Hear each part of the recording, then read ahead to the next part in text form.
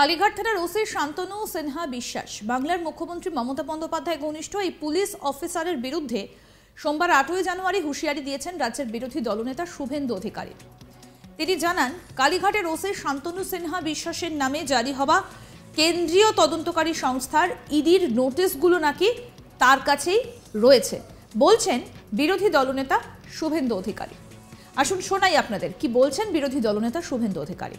এসব বলে কোনো লাভ নেই। এসব করলে আমি শান্তনু সিনহা বিশ্বাসের ইডির নোটিশগুলো দেখাবো।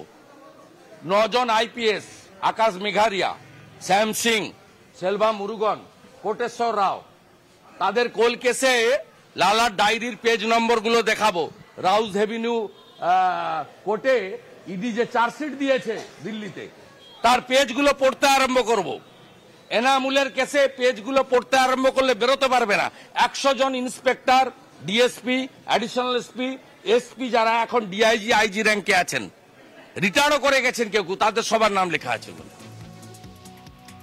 এদিকে কেই কালীঘাটের ওসি শান্তনু সিনহা বিশ্বাস, বিরোধী দলনেতা শুভেন্দু অধিকারী কেন এতদিন পর তার নাম নিলেন তা নিয়ে নতুন করে জল্পনা শুরু হয়েছে। এবার শুনে নেব আমাদের প্রতিনিধি রাজেশ সাহার প্রতিবেদন।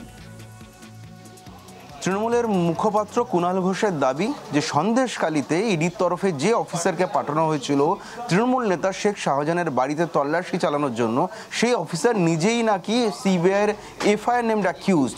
সিবিআইয়ের একটি মামলায় তার নামে এফআইআর করা হয়েছিল, সিবিআই করেছিল। অপর একটি কেন্দ্রীয় তদন্তকারী সংস্থা যে ইডির এক অফিসারের বিরুদ্ধে এফআইআর করা হয়েছিল, সেই অফিসারকেই পাঠানো হয় সন্দেশখালীতে শেখ শাহজাহানের বাড়িতে রেড করার জন্য।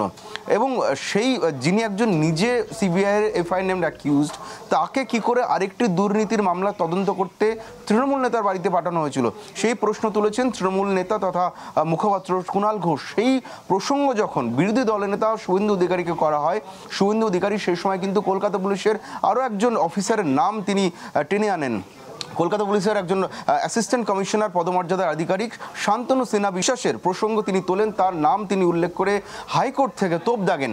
রাজ্যের বিরোধী দলনেতা শুভেন্দু অধিকারী সোমবার কলকাতা হাইকোর্টে দাঁড়িয়ে কলকাতা পুলিশের এই সিনিয়র অফিসারের নাম তুলে কিন্তু তিনি তোপ দাগেন। তিনি বলেন যে শুভেন্দু অধিকারী যেটা বলেন যে ওরকম কথা বলে লাভ নেই, তাহলে কিন্তু শান্তনু সিনহা বিশ্বাসের বিরুদ্ধেও ইডির ডকুমেন্টগুলো আমি দেখিয়ে দিতে পারি বা আমি দেখাবো, তিনি প্রশ্ন তোলেন।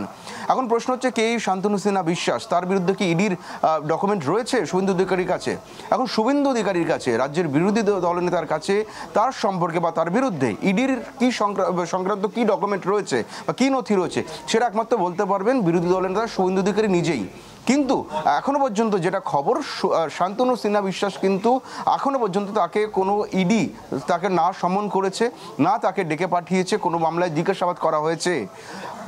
একবার খবর হয়েছিল এই সংক্রান্ত, শান্তনু সিনহা বিশ্বাসকে দিল্লি ইডির দপ্তর অবশ্যই যেতে হয়েছিল, কথা সত্যি, কিন্তু তাকে কিন্তু কোনো মামলায় এখনো পর্যন্ত তাকে অভিযুক্ত করে বা তাকে সাক্ষী করে বা অন্য কোনো কারণে কোনো মামলার সূত্র ধরে তাকে ডেকে পাঠানো হয়নি বা জিজ্ঞাসাবাদ করা হয়নি, এমনটাই পুলিশ সূত্রে দাবি। শান্তনু সিনহা বিশ্বাস 1989 ব্যাচের একজন অফিসার, যিনি কলকাতা পুলিশের জয়েন করেন 89 সালে, এবং সেই 89 ব্যাচের অফিসার। তিনি এই মুহূর্তে রয়েছেন এসিপি পদমর্যাদার আধিকারিক কলকাতা পুলিশের।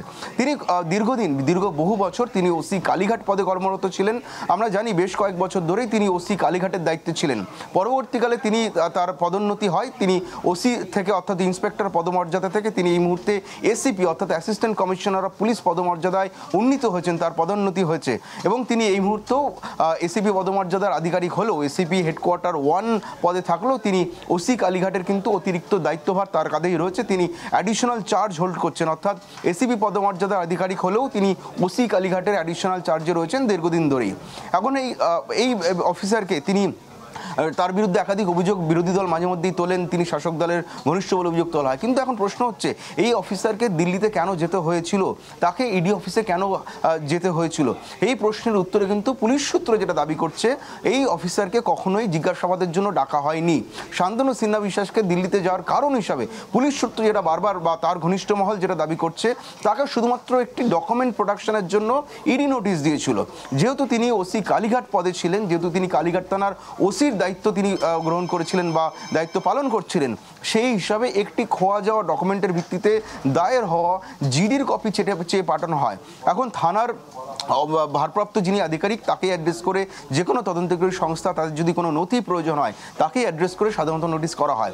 এখন প্রশ্ন হচ্ছে, কয়লা কেলেঙ্কারির যখন তদন্ত চলছে, ইডি যখন এই মামলার যখন তদন্ত করছে, সেই সময় এই মামলার সঙ্গে যুক্ত কয়েকজনকে ডেকে পাঠানো হচ্ছিল। তাদের মধ্যে একজনকে যখন জিজ্ঞাসাবাদ করা হয় তিনি এমনটা দাবি করেন তার কিছু ডকুমেন্ট হারিয়ে গিয়েছে।